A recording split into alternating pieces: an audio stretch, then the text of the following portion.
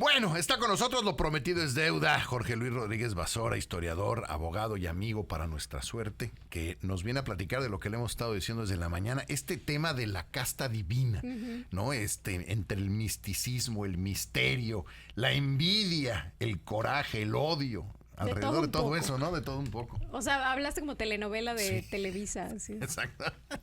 Gastón, Viridiana, un gusto estar aquí con ustedes. Sí, efectivamente, yo creo que es uno de los términos, la casta divina. Así se llama tu grupo de WhatsApp, es la verdad.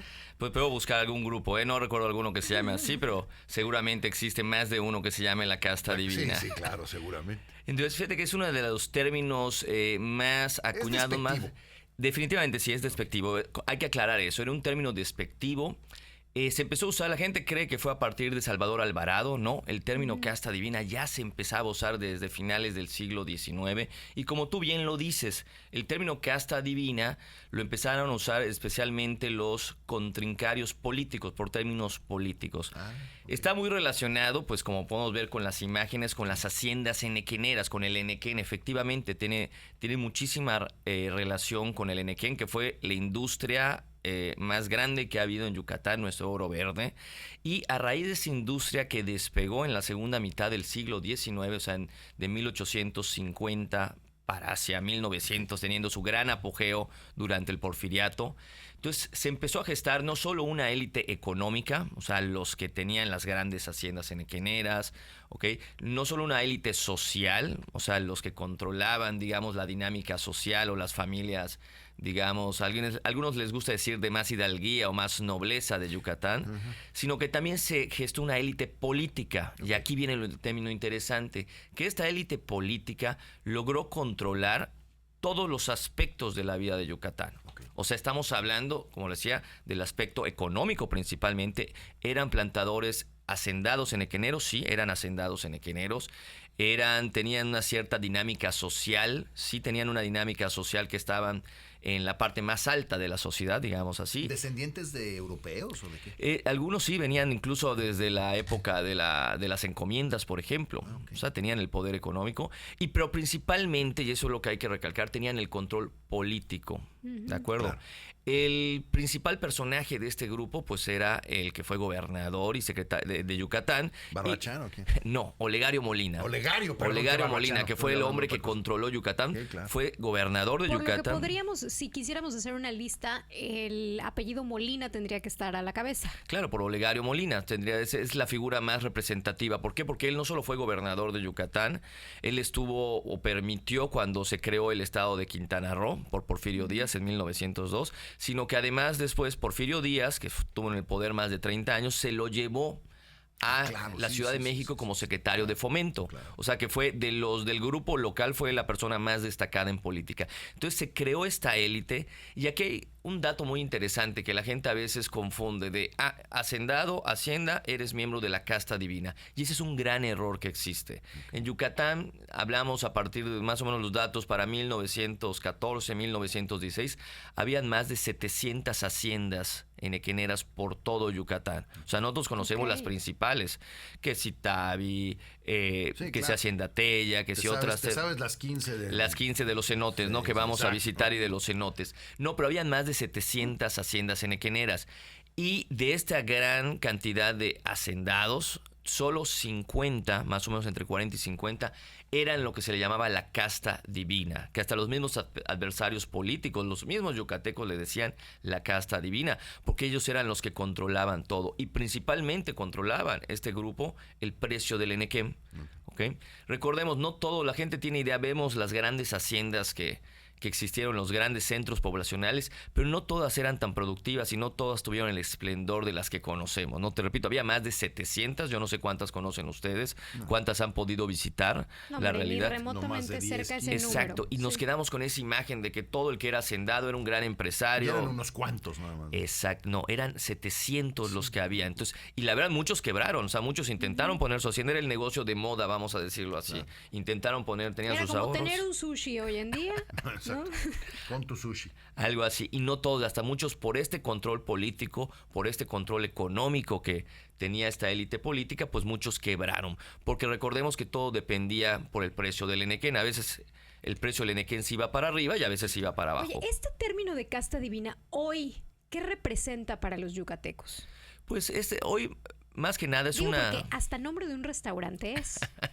Mira, sí, en realidad sí es un término despectivo, o sea, nos habla de un pasado que tuvimos, o sea, un pasado donde nos habla de un momento histórico. A mí siempre me gusta decir el momento histórico, ¿no? Cuando tú dices casta divina, refleja ese momento histórico que se vivió, que incluso Yucatán estaba muy apartado todavía de México. De hecho, parte de la razón por la que Porfirio Díaz se lleva a Olegario Molina al centro es porque dice, a ver, tú eres de los hombres más importantes de esta región, te necesito aquí, no allá con tu casta divina que pueden controlar todo. Era peligroso en ese entonces. Y como parte de ese momento histórico tenemos que recordar que el que ya lo hizo más famoso fue Salvador Alvarado, que viene en 1915. ¿Salvador Alvarado pertenecía a la casta divina? No. ¿No? Ah. Él es un general que manda Carranza revolucionario. De hecho, quería, de ese separatismo que teníamos, él decía, a ver, vamos a tener control sobre Yucatán.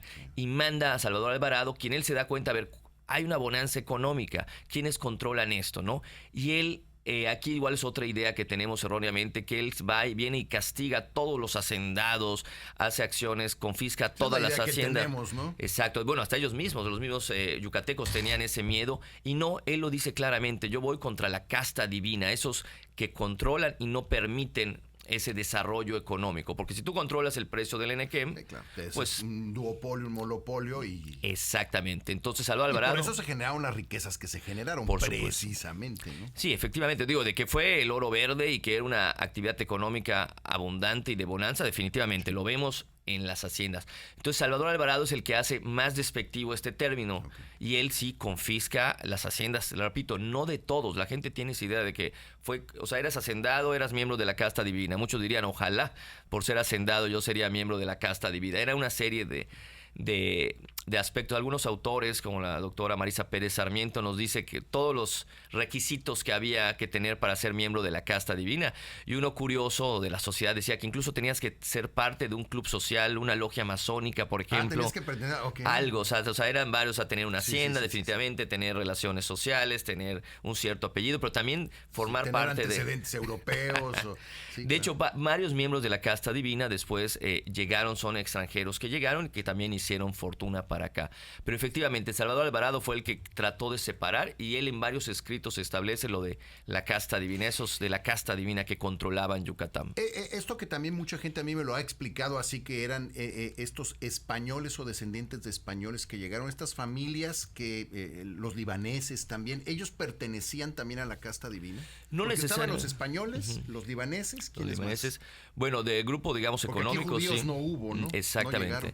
No, esa es una idea errónea que se tiene. Algunos españoles que vinieron formaron parte de esta casta divina, pero fueron mínimos. La mayoría eran familias yucatecas, que te repito, o sea, el capital se fue acumulando durante todo el siglo XIX, ¿ok? O sea, la gente, los libaneses no aparecen, fíjate, no aparecen. Ellos más que nada aparecen como comerciantes. También es para otra cápsula, hay historia para otra cápsula. Además les fue re bien, digo, gente muy trabajadora que hizo muy trabajadora. Pero un montón de dinero. Efectivamente, entonces sí hubieron españoles que llegaron, y pues como parte de esta ideología a veces de que lo de fuera puede ser mejor o queremos ver nuevos horizontes, pues algunos, por ejemplo, el yerno de Olegario Molina era Avelino Montes, era un español, se casó con una de las hijas de Olegario Molina, entonces ahí, por ejemplo, sí puedes ver. Montes Molina era de él, ¿no? Exactamente, entonces ahí sí tú puedes ver cómo, de ahí viene esa idea de que es que eran solo españoles los miembros de la casta divina. No eran miembros, y te repito, no eran todos, algunos hasta los ponen como miembros de la casta divina, y después hubieron muchas separaciones, ya cuando vino Salvador Alvarado, la revolución,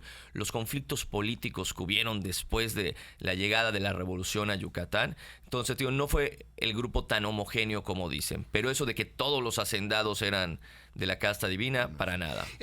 Hay una diferencia, en Yucatán hay una diferencia clara de razas. ¿Hubo algún maya que haya podido brillar y se haya convertido en o haya aspirado a tener una hacienda? Porque aquí sí había una diferencia marcadísima entre lo que los consideraban mayas y los otros, ¿no? Tengo esa idea. Sí, de hecho, hasta el mismo término de casta es despectivo, ¿no? O sea, las castas vienen desde la época colonial. O sea, tratar de diferenciar por rato, como tú lo dijiste, a lo mejor, de lengua, de ascendencia, de nombre. Una casta se usaba en la época colonial, y bueno, al menos están en los están en los registros, en las pinturas. Hay una pintura muy famosa de todas las castas. Eran mezclas, dependiendo de tu origen. O sea, ¿cuál es tu origen? ¿Dónde naciste? Si naciste en España, por ejemplo, pues eres un peninsular. Si naciste aquí en México, aunque eras hijo de españoles que vinieron, eras un criollo. Y solo por el hecho de haber nacido en lugares diferentes, pues ya tenías acceso, o sea, te limitaba tu desarrollo social y económico, ¿no? Por ejemplo, lo que decimos, o sea, yo soy criollo, soy hijo de español, tengo mucho dinero, pero como no soy de Europa, no nací en Europa, entonces no puedo acceder a ciertos cargos. Y así lo vamos viendo. Por ejemplo, vinieron en su momento, vinieron igual los indios yaquis, los mandaron para aquí. Bueno, aquí murieron un montón de indios Exactamente, como parte de las guerras que tenía Porfirio Díaz en el norte. Vinieron un montón de coreanos, por ejemplo. Entonces, ahí sí te puedes diferenciar acerca de diferentes, digamos, rasgos físicos, pues por orígenes diferentes. Estaban, por ejemplo, efectivamente los mayas. No tenemos registros de, al menos de las haciendas, las grandes 40, 50 haciendas o hacendados que hubieron en Yucatán, esto que le llamaban la casta divina. No hay registro de pobladores de origen maya, de un apellido maya. Era castigado. Exactamente. O sea, no tenemos, al menos de apellido maya, no hay registro de las grandes haciendas. Que también hay que decir que mucha gente se cambia el apellido para que no se escuche maya, ¿no? Eso pasaba mucho. Bueno, está muy triste esa situación, terrible, pero sí, o sea, en el caso del apellido Estrella, por ejemplo, que es Ek. Exacto, lo que pasa es que tenemos, efectivamente, como tú dices, había una dinámica social muy cerrada. Clasista, ¿no? Muy, esa sería la palabra, muy lo que te digo, no por ser yo hacendado podía acceder a ciertos beneficios de pertenecer a la élite de la élite. Eso sucede todavía hoy en día, ¿eh? A eso es a lo que quiero llegar, porque y ojalá podamos platicar contigo la próxima vez de lo que fue la guerra de castas para poder entender quiénes contra quiénes se enfrentaron. Efectivamente. En el colectivo nos queda un poco claro, pero a mí me llama mucho la atención eso, ¿no? Hay gente que se cambia el apellido, que reniegan la raíz, la raíz maya, y siempre lo he dicho, ¿no? Adoramos lo maya, pero turísticamente. O sea, es cuando está el gringo enfrente, entonces sí somos así muy... Pero la verdad es que como sociedad rechazamos mucho lo maya, y eso a mí me llama muchísimo la atención. ¿Y tú crees que viene desde allá? O sea, desde el hecho de que se haya hecho la separación de castas. Sí, definitivamente, pero es que viene desde la época incluso colonial. Recomiendo el término encomienda. Si vemos, o sea, tendríamos que irnos hasta las leyes nuevas del siglo XVI, donde hubo separación, o sea, la población maya, o sea, la población original... que no se mezcle, no la molesten, exacto, que se mantengan los pueblos. Los españoles, por ejemplo, no podían acceder a las poblaciones de mayas desde 1600, por ejemplo. Y vino un desarrollo, sí, de hecho no se cumplía siempre, pero más o menos desde ahí podemos ver esa separación de la misma corona española que decía, a ver, las famosas leyes nuevas que ellos ya se aplicaban para Yucatán, que es no toques no solo a los mayas, a los locales, efectivamente. Ya no puedes hacer inquisición, ya no puedes hacer ciertos castigos, o sea, viene desde allá. Entonces sí hubo una separación, la encomienda, que esa separación pues siguió continuando.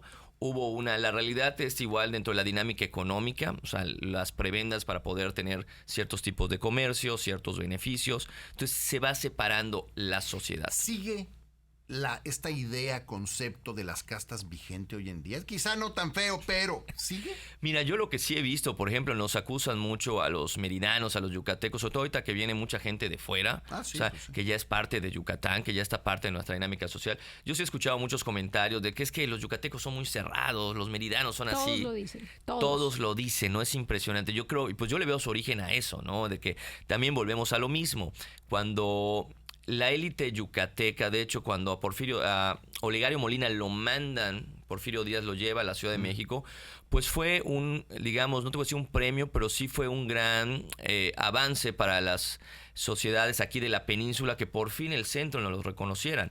El otro polo económico, por ejemplo, el norte, o sea, Monterrey, la zona lagunera, igual era una de las cosas que exigía y pedía. Por eso, o sea, oye, todo lo ven en el centro del país. Claro. O sea, también había una separación política, ¿no? Entonces se trató de buscar esa integración. De hecho, por ejemplo, no es por nada que Madero, con todo el grupo del norte, iniciara la revolución, porque ellos también se sentían desplazados, claro, ¿no? Entonces, claro, sí tenemos que ver mucho el aspecto político. Al menos aquí había ese control que después fue validado por Porfirio Díaz. Eso lo tenemos que o sea, lo tenemos que reconocer, ese control político, económico, social tan fuerte que hubo en Yucatán, que después podremos hablar, por ejemplo, del monopolio del Enequem, Sí, claro. como tema económico es muy interesante, fue validado por Porfirio Díaz, o sea que también desde el centro del país se validó lo que estaba pasando en Yucatán. Exacto. Es decir, mientras en Yucatán estén en paz, Y sigan haciendo dinero, porque además era haciendo una dinero. máquina de hacer dinero esto. Pero como tú dices, cuando hay un monopolio, pues es una máquina importantísima para hacer dinero. Sí, sí, sí. Se nos acabó el tiempo, Jorge Luis. Muchísimas gracias. Interesante. Y creo que este tema da para mucho, ¿no? Porque además hay muchas cosas del pasado que siguen y las sigues viendo, se siguen viviendo en otras tonalidades, pero pues sigue siendo Este tema exactamente de las lo nuevas mismo. leyes suena muy interesante. O Sí. sea, cuando se hace esta separación, ¿por qué sucede? ¿Cómo realmente se llevó a cabo en la vida real? Porque dudo mucho que hayan seguido esas leyes al pie de la letra de nadie toque a un local, no creo. No. Sí, podemos hablar, efectivamente. De hecho, las tres poblaciones, Campeche, Mérida y Valladolid, pero pues vemos otros casos como Izamal y otras poblaciones que no se respetaron al 100.